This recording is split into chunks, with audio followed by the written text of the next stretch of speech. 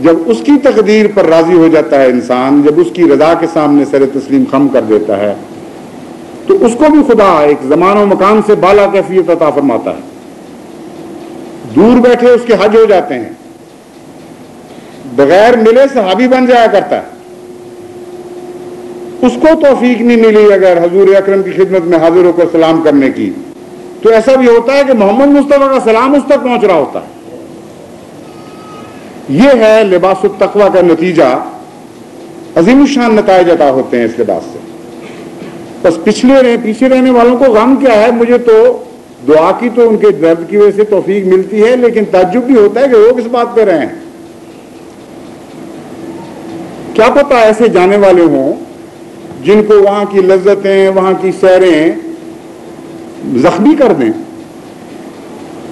ان کے جانے کی نیتیں اور ہوں، واپس فائدہ اٹھانے کی بجائے نقصان اٹھا کر آ رہے ہیں. ایسا بھی تو ہو سکتا ہے. ابتلا بھی تو وہاں بڑے ہیں. نیتوں میں یہ بات شامل ہو کہ چلو اسپین کی مسجد تو ہے، سیر بھی خوب ہوگی.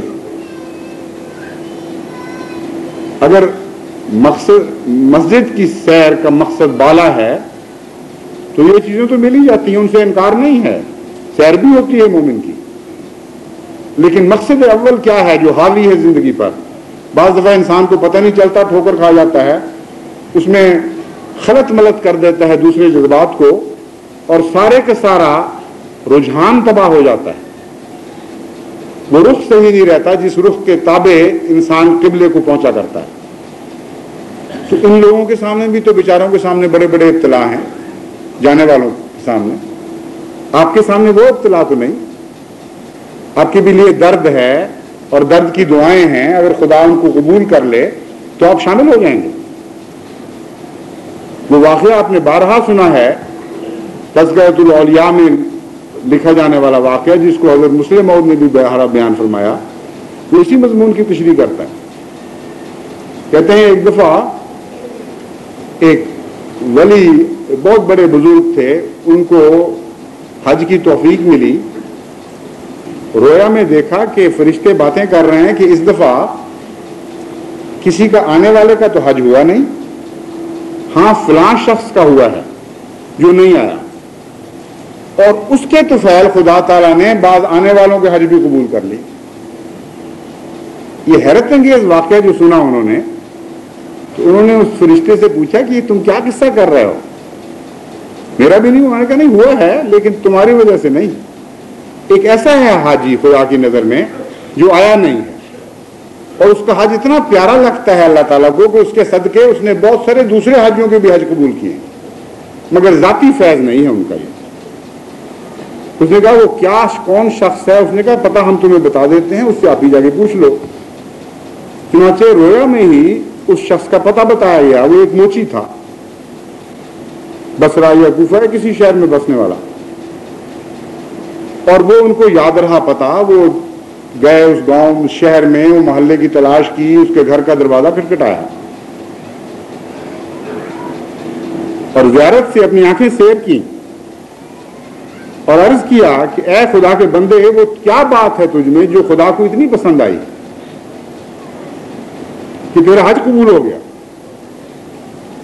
اس کی حالت ظاہر ہو گئی کہ میں تو بیان جا نہیں سکا، میرا حج کیسے قبول ہو گیا؟ مجھے خدا نے بتایا ہے، مجھے تیرا پتہ خدا نے بتایا ہے، مجھے یہ بات بتا جو مجھے نہیں بتائی گئی کہ یہ کیا واقعہ ہے. اس نے کہا مجھے تو صرف اتنا پتا ہے کہ بڑا لمبا عرصہ میں نے بچوں کے پیٹ کاٹے، خود غربت میں گزارا کیا اور حج کے شوق میں پیسے جمع کیے،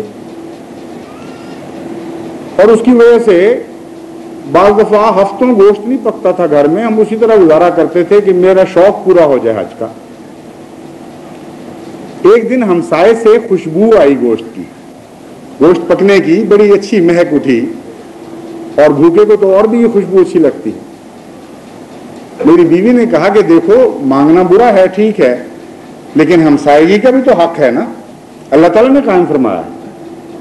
تم دروازہ کھٹکاؤ اور ان کو کہو کہ میرے بچے بھی ایسے ہیں جو بھوکے ہیں، تم ان کے لیے تھوڑا سا گوشت دے دو، اس لطف میں شریک ہوں گے ہم، خدا تمہیں جزا دے گا.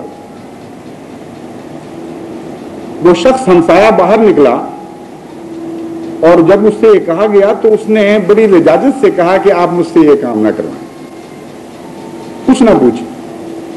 یہ سمجھے کہ شاید تک جان کے اوائڈ کرتا ہے، اس بات کو ہٹانا چاہتا ہے، گوشت سے بچنا چاہتا ہے. اس نے پھر کہا کہ بھائی اب میں مانگ بیٹھا ہوں، میری عزت رکھ لو، دے دو مجھے کچھ، کیا حرج ہے. اس نے کہا میرے لیے حلال ہے، تمہارے لیے حرام ہے، اس لیے نہیں دے رہا. کہ یہ کیسے ہو سکتا ہے ایک مومن کے لیے حلال ہو ایک مومن کے لیے حرام ہو؟ اس نے کہا ہو کیوں نہیں سکتا، قرآن کہتا ہو سکتا. قرآن کریم میں آتا ہے کہ جب بھوک کی یہ حالت پہنچ جائے کہ فاقے کر رہے ہو تو سور بھی حلال ہے تمہارے لیے، کیونکہ زندگی کو فوقیت دی جائے گی خدا کی نظر میں. اس وقت حلال و حرام کے قصے اٹھ جاتے ہیں. تو مجھے اور میرے بیوی بچوں کو اتنے فاقے تھے کہ وہ وقت آ گیا تھا جب حرام و حلال کی قید خدا نے ہم سے اٹھا دی. اس وقت میں باہر نکلا تو ایک مرا ہوا گدھا دیکھا، اس کا گوشت کاٹا ہے جو میں نے پکایا ہے. اب تم کہتے ہو کہ ہم دونوں کے لیے کس طرح ایک حکم نہیں ہے، الگ الگ حکم ہے ہمارے. کہتے ہیں میرا دل ہل گیا، زلزلہ برپا ہو گیا میرے دل. اس موچی نے بتایا. میں نے کہا اے خدا، میری ساری عمر کی محنتیں رائے گاں گئیں جبکہ میرا ہمسایہ بھوکے مر رہا تھا. اس حج کا کیا فائدہ؟ وہ حج میرے کس کام آئے گا اگر ہمسایہ گواہ ہو جائے گا مجھ پر کہ میں انسانیت کے ادنا مقام پر بھی فائز نہیں. اس نے جو پونجی تھی اٹھا کے اپنے ہمسایہ کو دے دی اور حج کا ارادہ ترک کر دیا. عالم الغیب خدا ہے، زمانوں سے بھی آزاد ہے، مکان سے بھی آزاد ہے. بیت اللہ اس کے گھر پہنچ گیا اس دن جس دن اس سے یہ واقعہ ہوا. خدا وہاں چلا آیا کہ اے بندے تیری روح میرا طواف کرتی ہے، تو دنیا کی قیدوں سے آزاد ہے، میں تیرا حج قبول کرتا ہوں، میں لبیک کہتا ہوں تیری آواز کے اوپر. یہ واقعات بھی دنیا میں ہو جایا کرتے ہیں. تو پیچھے رہنے والوں سے میں کہتا ہوں کہ دعائیں کریں اور موجیں کریں، بے نیاز ہو جائیں ان باتوں سے کہ وہ جا سکتے ہیں کہ نہیں جا سکتے. تقویٰ کا لباس اوڑھ کر یہیں اس مسجد کا طواف کریں جس مسجد کے طواف کے لیے کچھ لوگوں کو جسمانی طور پر جانے کی توفیق ملے. دعاؤں سے مدد کریں، اہل اسپین کے لیے دعا کریں، ان مقاصد کے اعلیٰ تر ہونے کے لیے دعائیں کریں. اللہ تعالی ہمارے ساتھ ہو، ہمیں توفیق عطا فرمائے. جو جا سکے ہیں ان کی نیکی بھی قبول ہو، جو نہیں جا سکے ان کی بھی قبول ہو جائے. خدا کی راہ میں یہ منظر ہم دیکھیں کہ ایک ہی صف میں کھڑے ہو گئے محمود و ایاز، نہ کوئی بندہ رہا نہ کوئی بندہ نواز. الحمدللہ الذی نحمدہ ونستعینہ، الحمدللہ نحمدہ ونستعینہ ونستغفرہ ونؤمن بہ ونتوکل علیہ ونعوذ باللہ من شرور انفسنا ومن سیئات اعمالنا، ومن یہدہ اللہ فلا مضل له ومن يضلله فلا هادي له، ونشهد أن لا إله إلا الله وحده لا شريك له، ونشهد أن محمدا عبده ورسوله. جیسا کہ امیر صاحب نے اعلان فرمایا تھا، جماعت کراچی کی طرف سے میرے بڑے بھائی مکرم محترم صاحبزادہ مرزا ظفر احمد صاحب نے مجھے توجہ دلائی کہ موقع ایسا ہے کہ بہت سے لوگوں کو خواہش ہوگی کہ ہم بھی دستی بیعت کر لیں تو آپ کو جمعے کے بعد وقت دے دیں. میں نے ان سے جزاک اللہ کہا، آپ نے بڑی اچھی طرف توجہ دلائی نیکی کی طرف. تو ان سے میں نے گزارش کی تھی کہ وہ امیر صاحب سے جا کر بات کر لیں. چنانچہ اسی کے نتیجے میں ابھی امیر صاحب نے اعلان کیا ہے.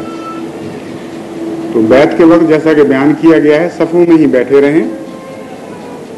زیادہ سے زیادہ ہاتھ رکھنے کے لیے اگر تھوڑا سا آگے سے رکھنا پڑے تو وہ تو مجبوری ہے، لیکن نظم و ضبط کے ساتھ، خاموشی کے ساتھ اسی طرح بیٹھے رہیں جس طرح ربوہ میں بیعت ہوئی تھی. ایک ادنا سی بھی بد نظمی نہیں ہوئی. پورے کے پورا مجمع باہر بھی اور اندر بھی اسی خاموشی سے بیٹھا رہا اور ہاتھ رکھ دیے ایک دوسرے کی پیٹھ پر. اور پھر یہاں جسمانی رابطے کے اظہار کے لیے، ورنہ اصل رابطہ تو قلب کا خدا سے ہوا کرتا ہے، اس میں جسمانی اظہار رابطے کی ضرورت نہیں. مگر یہ بھی سنت اولیاء اور سنت انبیاء ہے، اس لیے ہم اس سنت کو اختیار کرتے ہیں. یہ میں اس لیے وضاحت کر رہا ہوں کہ بچے بھی ہوتے ہیں، نئے آنے والے بھی ہیں، ان کو حکمت سمجھ آ جائے کہ ہم بدن کے واسطے پر اس لیے زور نہیں دے رہے کہ گویا بدن کے رستے سے خلوص بہتا ہے، بلکہ اس لیے کہ ہمارے بزرگوں کی، ہم انبیاء علیہ السلام کی یہ سنت ہے کہ ظاہری رابطہ بھی قائم کر لیا کرتے ہیں. حضرت مسیح موعود علیہ السلام جب بیعت لیا کرتے تھے تو یہ مناظر صحابہ بیان کرتے ہیں کہ جو نہیں پہنچ سکتے تھے وہ پگڑیاں کھول کر پھینک دیا کرتے تھے کہ پگڑی کے راستے سے تعلق قائم ہو جائے. تو اسی سنت کی پیروی میں ہم یوں کریں گے، ورنہ میرے جسم سے ذاتی رابطہ جو ظاہری ہے اس کے کوئی معنی نہیں ہے. ویسے سنت ابرار ہی ہے جو معنی پیدا کرتی ہے ان چیزوں میں. تو پھر ہم انشاءاللہ بیعت کریں گے اور نماز کے بعد، اور اس کے بعد دعا ہوگی، پھر رخصت ہوگی. عباد اللہ رحمکم اللہ، ان اللہ یامر بالعدل والاحسان وایتاء ذی القربی وینہی عن الفحشاء والمنکر والبغی یعظکم لعلکم تذکرون.